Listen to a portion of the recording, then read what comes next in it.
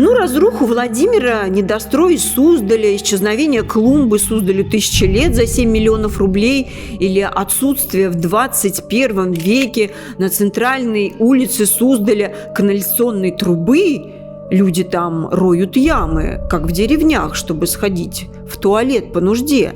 Можно, конечно, объяснить вороватостью российских чиновников, но, возможно, есть более глубокие причины такого небрежного отношения к нашему национальному достоянию. И вот они, чудеса для русских идиотов. Суздальское ноу-хау, голубой голубок от архитектора Артемия Лебедева как символ древней княжеской столицы. И чтобы убить приезжающих туристов наповал, закуска тоже будет в вымирающем регионе, некогда великом Владимирском княжестве. Такие вот духовные скрепы России. Великие русские праздники – День валенка и День огурца. И помолиться. Хотя, казалось бы, как не сегодня провести исторические параллели, почему опять город Киев стал черным вороном в русской истории для русских людей. 21 век, не 12-й, и опять Киев. Взбунтовавшиеся киевляне напали и разгромили жидовский квартал. Они грозили уже князю Владимиру Мономаху. Киев, который всего лишь один раз за всю свою историю был на 3 дня отдан на разграбление по приказу Андрея Боголюбского. Однако тема митрополичьей неправды, творящейся тогда в Киеве, не поднимает сегодня ни один историк. Не поднимает и правильно делает, поскольку трудно будет объяснить, что христианская церковь того времени не была ветвью иудаизма, как сегодня, а, как пишут еврейские источники, вела активную борьбу с иудаизмом. Митрополит Киевский Иоанн II запретил продажу христианских рабов евреям. Третьего рейха со стороны Андрея Боголюбского в том понимании, как говорит Вячеслав Куланов, я не вижу.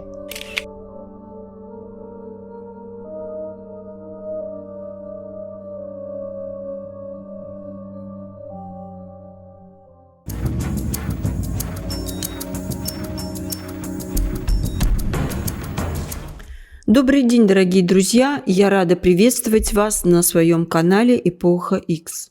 И сегодня я хотела бы продолжить тему Суздаля и Владимира Суздальского древнего княжества. Что же сегодня происходит там, на Суздальской земле? Надо сказать, что Великое княжество Владимирское до 1157 года, Суздальское княжество – это русские княжества XII-XIV веков, ставшие ядром современного российского государства.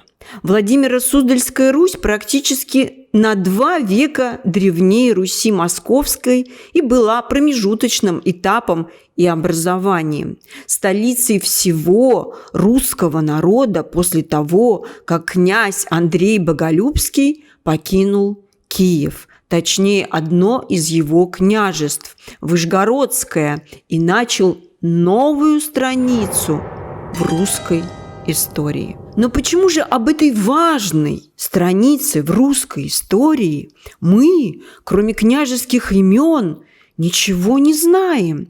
Более того, некогда древнерусские столицы Суздаль и Владимир сегодня относятся к региону, который еле сводит концы с концами по индексу социального благополучия населения, а территория имеет печальный статус вымирающей. Население области каждый год сокращается в среднем на 10 тысяч человек. За 32 года истории Владимирской области в новой постсоветской России, это с 1990 года по 2022 год, население региона сократилось на 20%, опустившись до уровня областного центра. Хотя в советское время в области проживало почти 1,5 миллиона человек. На 2024 год в городе Владимир проживает 344 тысячи человек, вернувшись к показателям 100-летней давности. Такими темпами через пару поколений в области останется не более 660 тысяч человек, что идентично сегодняшнему общему числу жителей 5 крупнейших городов региона – Владимира, Коврова, Мурома, Александрова, Гусь-Хрустального. Все остальные населенные пункты практически опустели. Почему же так не любят российские чиновники русскую историю? Это же подтвердила в начале этого года автор федерального сетевого издания «Газета.ру» Анастасия Миронова, совершившая, видимо, свой первый туристический вояж по российским городам. В своей колонке под заголовком «Почему в России то туризм на пустом месте, то кирпичи из домонгольских храмов сыплется», она отнесла Владимирскую область к числу городов, которые активно зазывают к себе туристов, но то, что там могут показать гостям, находится в ужасающем состоянии. «У них дома грязь и разруха», написала она в своем блоге. Во Владимире до сих пор почти все пыльное, выщербное или закатано в фасадные панели, пишет журналист «Газета.ру» Анастасия Миронова. И с этим трудно не согласиться, добавляет уже владимирское издание «Зебра ТВ» 11 января 2025 года. Все то же самое пишут о Суздале все региональные владимирские СМИ. Спустя всего лишь 3 месяца после юбилея древний город снова зачах, пораженный эпидемией недостроев, которые перенесли на 2025 год. И главное, от клумбы Суздалю 1000 лет за 7 миллионов рублей не осталось и следа. И вот за все это разруху, недострои и угасание городов губернатор Владимирской области Александр Авдеев в ноябре 2024 года удостоен Ордена Дружбы. Государственную награду главе региона вручил первый заместитель руководителя администрации президента Сергей Кириенко. Торжественная церемония награждения прошла в Екатериновском зале Кремля. Указ о награждении Александра Авдеева подписал президент. Как следует из документа, Орден Дружбы губернатору Владимирской области вручили за многолетнюю добросовестную работу и большой вклад в решение социально-экономических задач. Но как-то не стыкуется то, что пишет о туристическом Суздале и Владимире журналисты, и губернаторская государственная награда от Кириенко за нерешение социально-экономических задач региона. Разруху Владимира, недострой Суздаля, исчезновение клумбы Суздалю 1000 лет за 7 миллионов рублей или отсутствие в 21 веке на центральной улице Суздаля канализационной трубы. Люди там роют ямы, как в деревнях, чтобы сходить в туалет по нужде. Можно, конечно, объяснить вороватостью российских чиновников, но, возможно, есть более глубокие причины такого небрежного отношения к нашему национальному достоянию. Ведь об этих городах, Суздале, Владимире, пишут русские летописи. К ним всегда не угасал интерес иностранных туристов. И наших российских туристов тоже, помимо Москвы и Санкт-Петербурга, Владимир и Суздаль входит в наиболее посещаемые города России. До недавнего времени, с 2014 года, я все удивлялась. Ну вот, казалось бы, средневековая история Руси в 200 километрах от Москвы. За историческим туризмом люди потянутся в эти города. Можно сделать из них города-сказки, как тот же Гослар, например. Но вместо этого деньги на развитие туризма уходили то на Олимпиаду в Сочи, то на развитие уже нашего Крыма. Помню, в 2017 году по приезду в Крым мне рассказывали, что бюджет Крыма даже не успевает освоить выделяемых ему денег из федерального бюджета. Крым не успевал освоить, а Владимир и Суздаль напоминали и напоминают заброшенные Богом русские гетто. И вот чудо чудесное, диво дивное, в 2025 году в Суздале через реку Каменку планируют построить 2 разводных моста, сообщила ТАСС со ссылкой на губернатора Владимирской области Александра Авдеева. Чтобы сделать Каменку судоходной для маломерных судов, как минимум один будет разводной, другой раздвижной.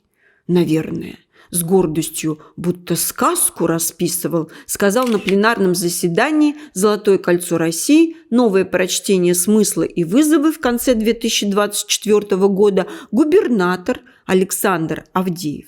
И к ним еще планируется 2 гидротехнических сооружения. И вот они, чудеса для русских идиотов. Суздальское ноу-хау, голубой голубок от архитектора Артемия Лебедева как символ древней княжеской столицы. И чтобы убить приезжающих туристов наповал, разводные мосты среди грязи и разрухи, с туристическими фасадами для зевак.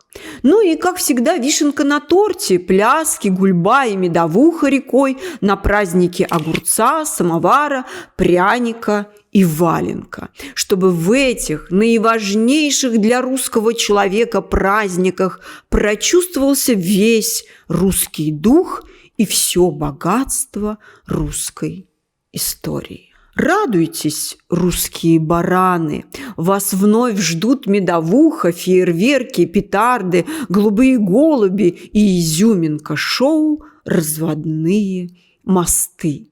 Закуска тоже будет в вымирающем регионе, некогда великом Владимирском княжестве. Такие вот духовные скрепы России. Хотя, казалось бы, как не сегодня провести исторические параллели, почему опять город Киев стал черным вороном в русской истории для русских людей? 21 век, не 12-й, и опять Киев. Казалось бы, самое время разобраться в этой политической и в то же время исторической теме. В чем корни и причины того, что русский князь Андрей Боголюбский, малоизвестный для нас, но известный на Украине как разрушитель Киева, в 1155 году совершает решительный шаг. Тайком от отца выезжает со всем своим двором из княжеского села Выжгород под Киевом и держит путь в Ростов Великий. С собой князь прихватил икону Богородицы, ныне почитаемая как Богоматерь Владимирская. В течение коротких лет с 1158 по 1165 год в Боголюбове были построены белокаменный дворец, церковью Рождества, крепость с земляными валами и каменными стенами. В своих землях Андрей утверждает исключительный культ Богородицы. Все его храмы, о которых нам известно, посвящены ей и связанным с нею праздниками: Рождества Богородицы, Покрова Богородицы, Успения Богородицы. Много мы знаем о своенравии, амбициях и междоусобицах русских князей. Но что мы знаем о Средневековье? средневековом Киеве. Вот что нам рассказывает еврейская энциклопедия Брокгауза и Эфрона, выпущенная в Санкт-Петербурге в 1908-1913 годах. Киев. Согласно Феофану, значительная еврейская община была в Киеве уже в VIII веке, по Малышевскому – в X веке. В трудах Третьего археологического съезда от 12 февраля 1878 года Малышевский говорит, что евреи Византийской империи, Крыма, Персии и Кавказа поселились здесь вместе с хазарами около того же времени. Когда Киев был взят варягами, многие евреи бежали к хазарам, а после победы Святослава над хазарами 966-969 годы евреи эмигрировали в Крым. Татищев замечает, взятые Святославом в плен евреи были поселены им в Киеве, на реке Росси и в различных других местах, и число их было значительно. Об этом пишет Татищев в «Русской истории», в том 2, примечание 176.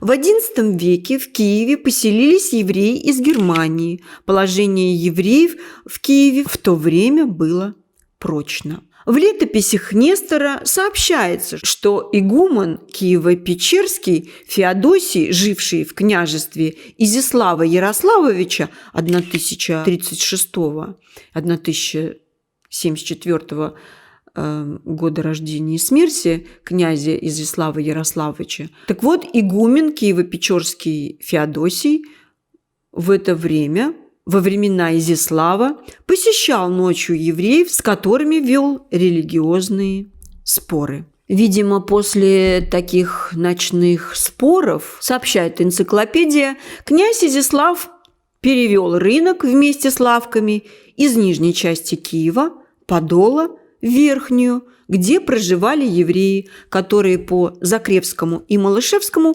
уплатили князю за это большие деньги. Число их увеличилось в конце XI века, несмотря на мор 1093 года, голод и набег половцев.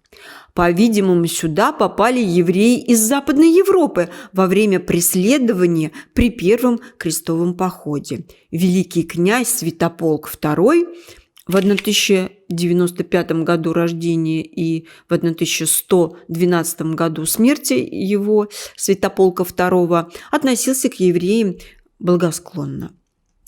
В 1113 году, после смерти князя Святополка, продолжает уже рассказывать о Киеве еврейская электронная энциклопедия, взбунтовавшиеся киевляне напали и разгромили жидовский квартал. Они грозили уже князю Владимиру Мономаху, что пойдут не Путятин, Тысяцкий двор, не Соцкий, но жиды грабите.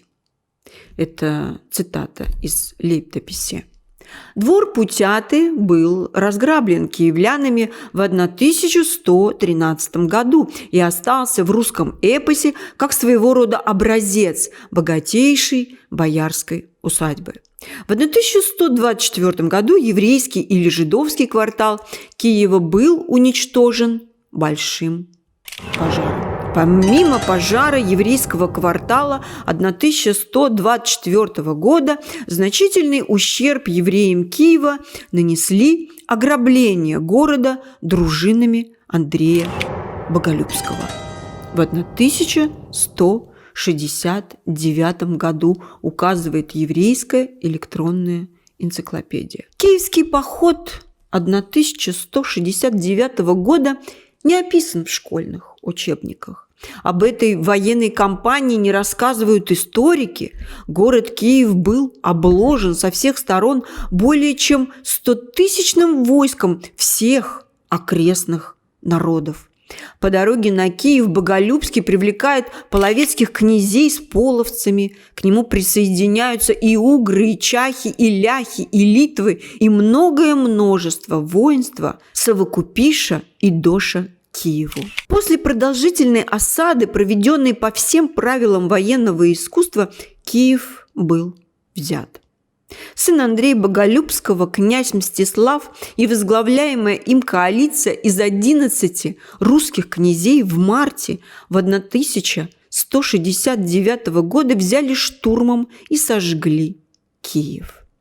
Киев, который всего лишь один раз за всю свою историю был на 3 дня отдан на разграбление по приказу Андрея Боголюбского. То, что последовало затем, киевский летописец описывает как катастрофу, после которой город был разорен дотла, сожжен и находился в политическом и экономическом запустении вплоть до Батыева нашествия. И не было пощады никому и ниоткуда. Церкви горели, христиан убивали, а других вязали, жен вели в полон, силою разлучая с мужьями ихними. Дети рыдали, глядячи на матерей своих. И взяли они имущество без счету, и церкви оголили от икон, и книги, и рис, и колокола, поснимали все. И был в Киеве среди всех людей стон, и скорбь, и печаль неутихаемая, и слезы непрестанные. В то же время Лаврентьевская летопись, статья 66-76, так описывает эти события. «И весь Киев пограбили, и церкви, и монастыри в течение 3 дней, и иконы забрали, и книги, и ризы. Это случилось за грехи их, особенно же за митрополичью неправду». Однако тема митрополичьей неправды, творящейся тогда в Киеве, не поднимает сегодня ни один историк. Не поднимает и правильно делает, поскольку трудно будет объяснить, что христианская церковь с того времени не была ветвью иудаизма, как сегодня, а, как пишут еврейские источники, вела активную борьбу с иудаизмом. Митрополит Киевский Иоанн II запретил продажу христианских рабов евреям. Не за это ли 855 лет назад был сожжен Киев? И был ли он на тот момент матерью городов русских? О христианском рабстве в Киеве мы тоже ничего не знаем. Но об этой истории я буду рассказывать вам, и буду рассказывать вам прежде всего в Бусти. Смотрите, следите за нашими роликами.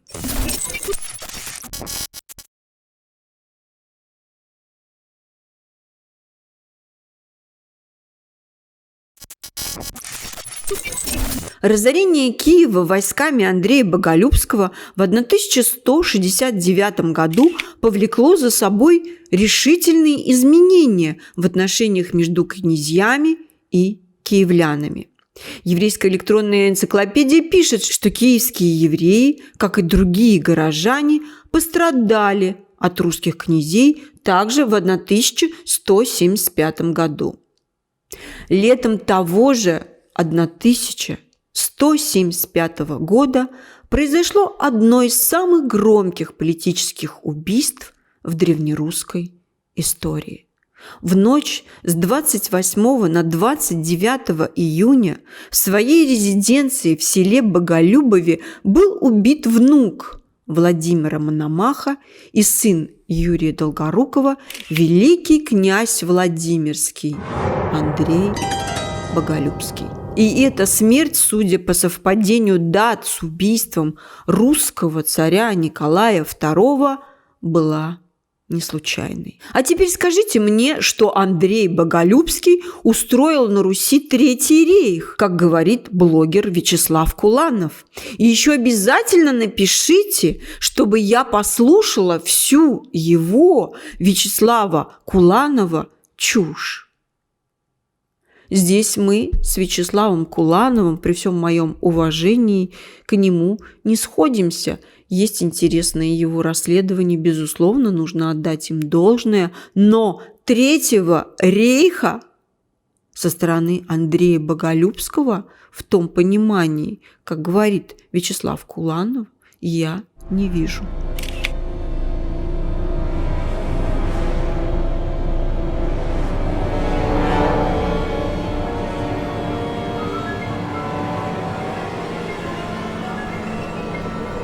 Некоторые историки упрекают Боголюбского в том, что мать городов русских, Киев, он уничтожил, чтобы сделать Владимир центром Руси. Так украинско-американский историк-востоковед, профессор эмерит Гарвардского университета, основатель и первый директор Гарвардского университета украинистики Амельян Иосифович Прицак, который умер в 1989 году, а основал он ее в 1973 году. Кстати, родился он, надо сказать, в Львовской области Украины, а умер уже в Бостоне, в штате Массачусетс, США. Так вот, Амельян Иосифович Прицак, рассматривая действия Боголюбского в ключе сепаратизма Владимирско-Суздальской земли, писал: «Половецкая ненависть к Киеву и его культурные ценности побудила Андрея Китая, мать Андрея Боголюбского была половчанкой, и в дополнение к христианскому имени Андрей имел половецкое имя Китай».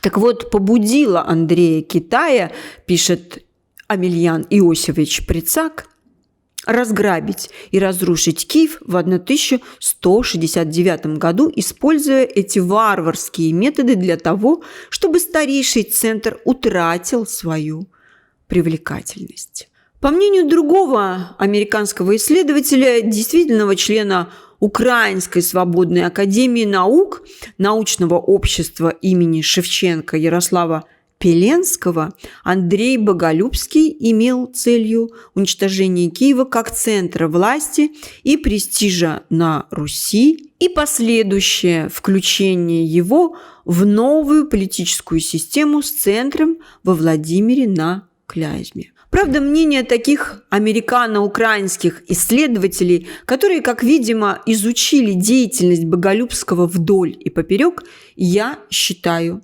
предвзятым. После смерти Андрея Боголюбского войска мятежных княжеских коалиций захватывали Киев еще в 1203 году. В 1242 годах в результате уже татарского нашествия пострадало еврейское население многих других городов Киевской Руси. Сохранившаяся до XIX века надпись на надгробии раввина Шмуэля, главы общины городка Тевров в Подолии, ныне село Тевров, Немировского района Винницкой области, установленном в 1240 году, гласила: «Гибель следует за гибелью, гнев Божий постиг нас», пишет еврейская электронная энциклопедия. Вот вам и Киев, мать городов русских.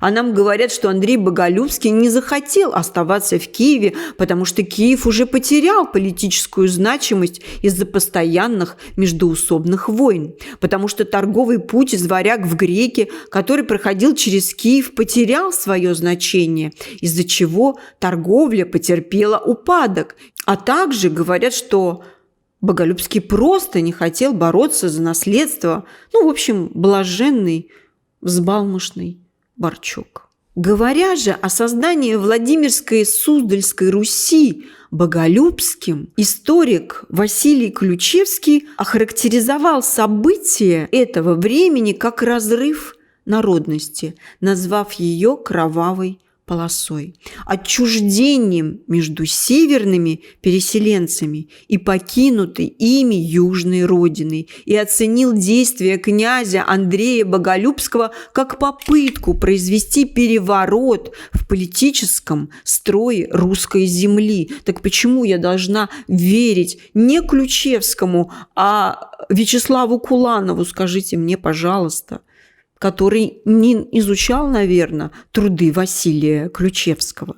Так, по словам Ключевского, смотрели на ход дел и современники Андрея Боголюбского. Со времени этого князя, пишет Ключевский, великое княжение, да то ли единое, киевское, разделилось на две части.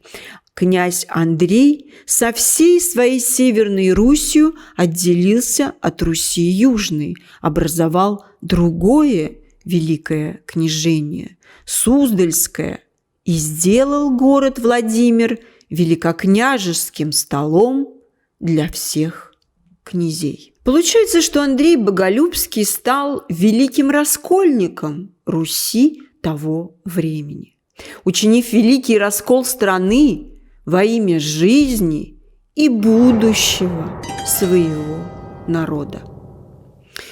Историк Соловьев в своей истории России с древнейших времен называет решение Андрея Боголюбского остаться во Владимире на Клязьме событием чрезвычайной важности, событием поворотным, от которого история Руси принимала новый ход, с которого начинался на Руси новый порядок вещей.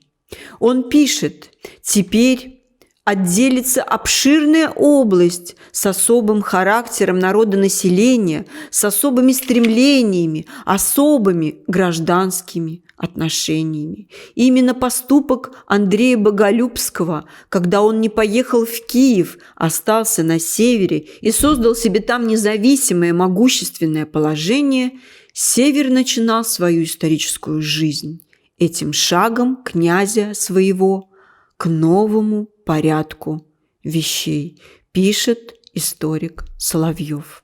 Ну и уже, видимо, без продажи христианских рабов евреям. Да, детективная история получается, не правда ли? Сколько сразу неудобных вопросов возникает. Поэтому лучше разводной мост в Суздале, голубого голубя вместо княжеского сокола, праздники огурца и валенка, побольше таинственности, о Богородице, много-много церквей, чтобы замучились вы их всех обходить. Каждый год плитку перекладывать, чтобы было что обсуждать. И никакого исторического туризма. Историю будут знать те, кому это положено. Возможно, чтобы не возникало неудобных вопросов, так небрежно и относятся к нашему национальному достоянию чиновники и приглашают туристов, вымирающий Владимир и Суздаль, праздновать великие русские праздники – День валенка и День огурца. И помолиться, желательно в каждой церкви Суздаля. Что касается церквей, к тысячелетию Суздаля 12 июня 2024 года экспедиция Института археологии РАН при проведении охранных раскопок в центре Суздаля обнаружила крайне редкую и очень ценную находку на территории Древней Руси. Костяную пластину от византийского ларца с изображением воина. Элемент украшения был изготовлен на территории Византии в эпоху Средневековья, и такие шкатулки были широко распространены в X-XII веке по всей Владимиро-Суздальской земле, в частности в Суздале.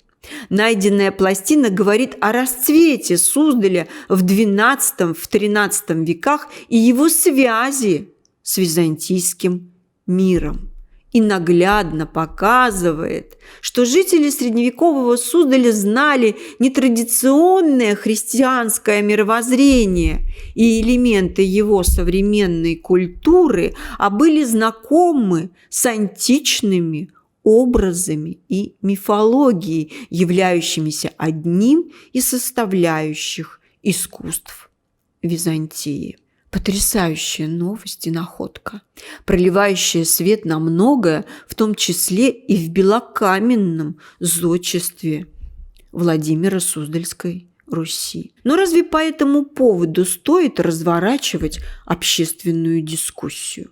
Да и стоит ли усердствовать в новых археологических раскопках этого региона, выделять на это деньги? Вдруг великие Суздаль и Владимир преподнесут новые, неожиданные сюрпризы, которые не вписываются в идеологический вектор современной России, который озвучил главный пропагандист нашей страны Сергей Израитель Кириенко. Россия никогда не смогла бы объединиться по национальному признакам. Всех объединяла, конечно же, РПЦ. У православных должна быть наступательная позиция в интернете.